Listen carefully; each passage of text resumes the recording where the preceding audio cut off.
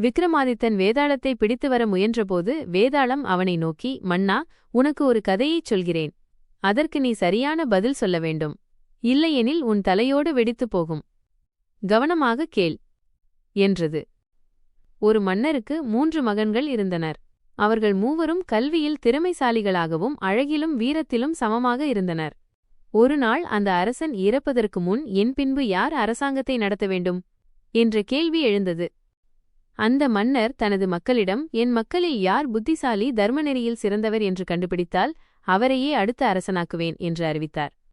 ஒரு நாளில் 3 இளவரசர்களும் வேட்டைக்குச் சென்றார்கள். அங்கு அவர்கள் ஒரு இளம்பெண்ணைக் கண்டார்கள். அவள் அழகு, நல்ல குணம், அறிவு அனைத்திலும் சிறந்தவள். மூவருக்கும் ஒரே நேரத்தில் அவள் மீது காதல் ஏற்பட்டது. ஆனால் அந்த பெண்ணை யாருக்கு மணமுடிக்க வேண்டும் என்பது கேள்வியாகியது. சில நாட்களுக்குப் பிறகு அந்த பெண் நோயால் இறந்தாள். 3 இளவரசர்களும் துயரத்தில் மூழ்கினர்.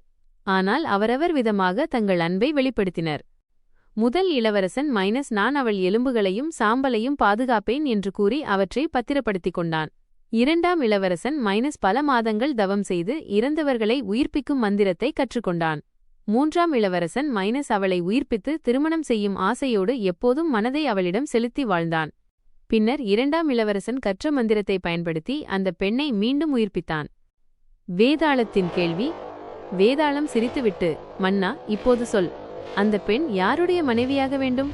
முதல் இளவரசன் அவளது எலும்புகளை காத்தான். 2ஆம் இளவரசன் அவளை உயிர்ப்பித்தான்.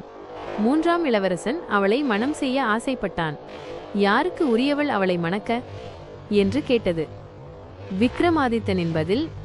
விக்ரமாதித்தன் சற்று யோசித்துவிட்டு, முதல் இளவரசன் தந்தையைப் போல் இருந்தான், அவளது உடலை பாதுகாத்தான். 2ஆம் இளவரசன் தாயைப் போல் இருந்தான், உயிரை கொடுத்தான். ஆனால் கணவன் என்பது மனதார விரும்பி மணம் செய்ய எண்ணியவரே ஆக வேண்டும்.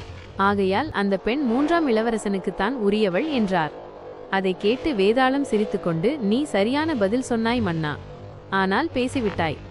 எனவே நான் மீண்டும் பறந்து போகிறேன் என்று பறந்து சென்றது. நெறி. பெற்றோர் உயிரை அளிப்பர், நண்பர்கள் துணை நிற்பர். ஆனால் வாழ்க்கை துணை ஒருவரின் மனவிருப்பில்தான் அமையும்.